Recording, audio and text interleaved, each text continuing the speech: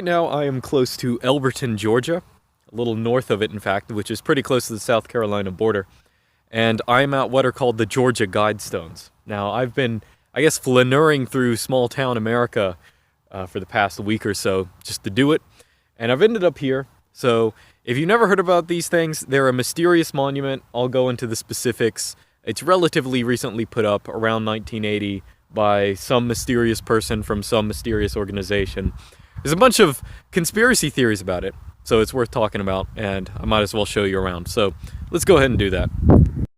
So, superficially, the Georgia Guidestones, they're around 20 feet tall. They're pretty big up there. They have engravings on each side in a different language. We'll go to the English side over here. Now, Elberton, Georgia, where this is built, is known for its granite. If you go driving around, we're a little away from the actual city, but if you go into the closer, you'll see basically a bunch of granite businesses. They make everything from countertops to mausolea, so you can get one if you want. But I think that's one of the reasons that this was, I don't know, decided that it would be built here. Anyway, so the inscription is, there are 4 pillars here with an inscription on each side, each in a different language. And they all say the same thing. Here's the English side. I don't know if you can make out all of that. I think you can, but you can read it on Wikipedia if you can't. The idea behind it, so the LARP behind this monument, first off, was that if the whole world collapses, if society collapses, this granite monument might still be around, just because it's in a good location, good material. It's not going to erode or something like that. So it's supposed to give advice in different languages as to how to organize society, so that's the LARP. Now, of course, most of them are just like, you know, balance personal rights with social duties. I mean, it's just a bunch of platitudes, or, you know, avoid petty laws and useless officials. I wish we could actually do one of these things, but now the more controversial one is at the very top. I don't think you can read it with the lighting. Yeah, okay, so maintain humanity under 500 million in perpetual balance with nature. So that's the controversial part, because there are, you know, a whole bunch of conspiracy theory people who are like, dude, this monument's put up by, like, NWO, like, Illuminati people. I think even the Georgia Guidestones have made it to an Alex Jones documentary. I think you can check them out on there.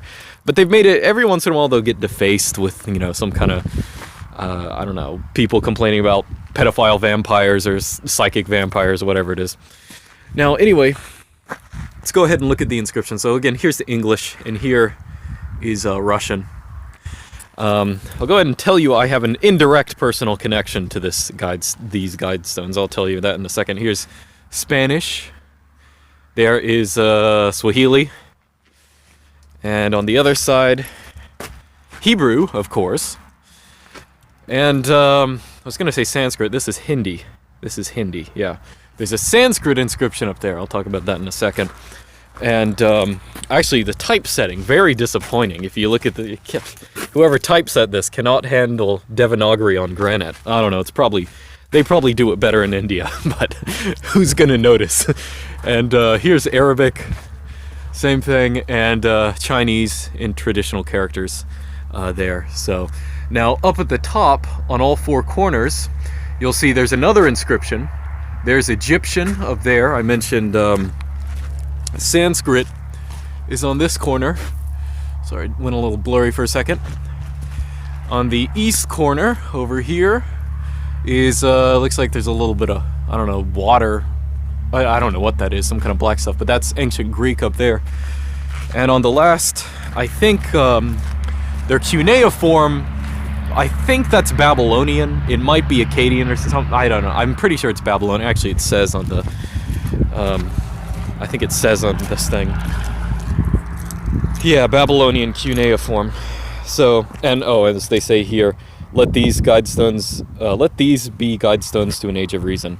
It says it on each side. Now, I mentioned I have an indirect personal connection to these, and that is because my professor at University of Georgia, he actually wrote the Sanskrit and the ancient Greek translations up here. So I note that because, of course, he doesn't know anything about these Guidestones. He was just commissioned to do it.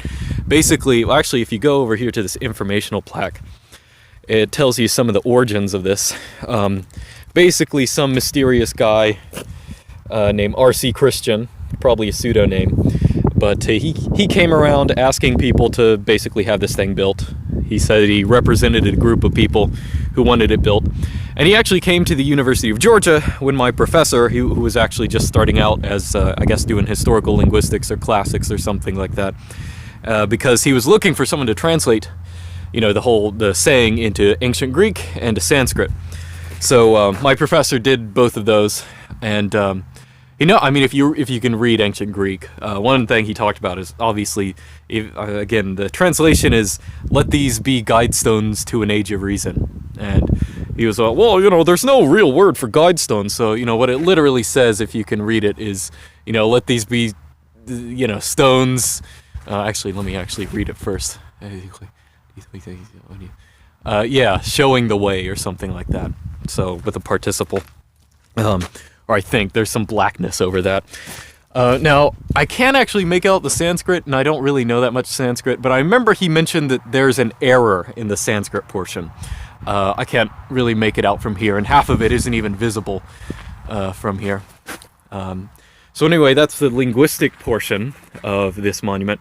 Additionally, there are a couple astrological things here. So actually 3 of them. One of them is this hole. Bam. Now this points through to, I think, the North Star or Polar North or whatever it is. So it is positioned perfectly for that. And then over here, this I think shows you the sunrise at the equinox, or the solstice, excuse me. Actually, let me double check that. I think it says over here. I thought it said over here. Oh yeah.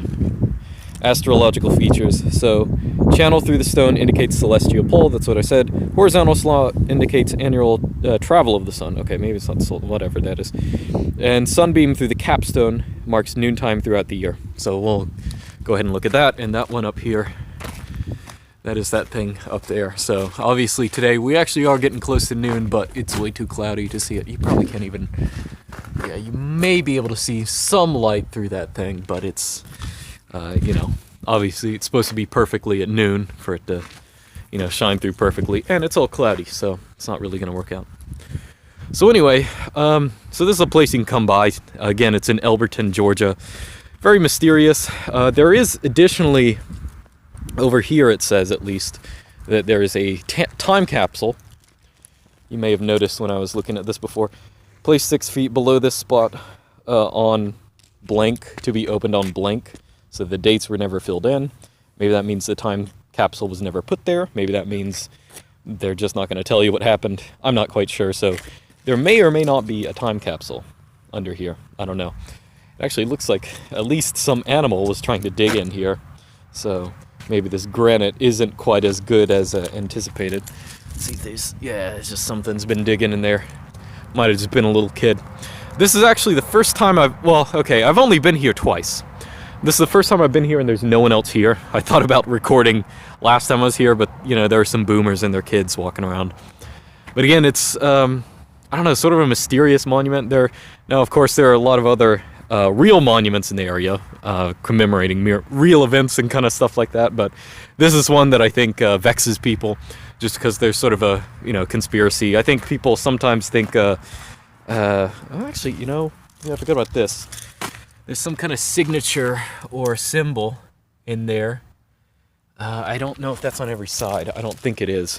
There are a couple like little Easter eggs here and there. Actually, yeah, this is on every side. Or at least those two. Maybe I can double check.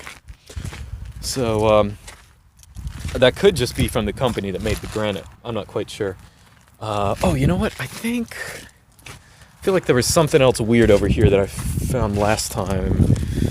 There's some like notch. Yeah, okay. So, see in the corners of all these, they're just normal granite corners, right? But over there, I don't know if you can make that out, there's an empty space. Like a cube has been taken out of it. So, I think if you read up on it, I think there used to be a piece there and it was physically removed or something like that. I don't think it was made out of granite, it was made out of something else. So no one really knows what that's about. So anyway, Yeah, so that's that pretty much. These again are the Georgia Guidestones. You can have your own conspiracy theories about them. You can pretty much drive up to them. They're just on this country road. Visit the local town of Elberton nearby, but I was just sort of driving in. Figured I might as well give it a visit. So anyway, I hope this piqued your interest, and I will see you boomers next time.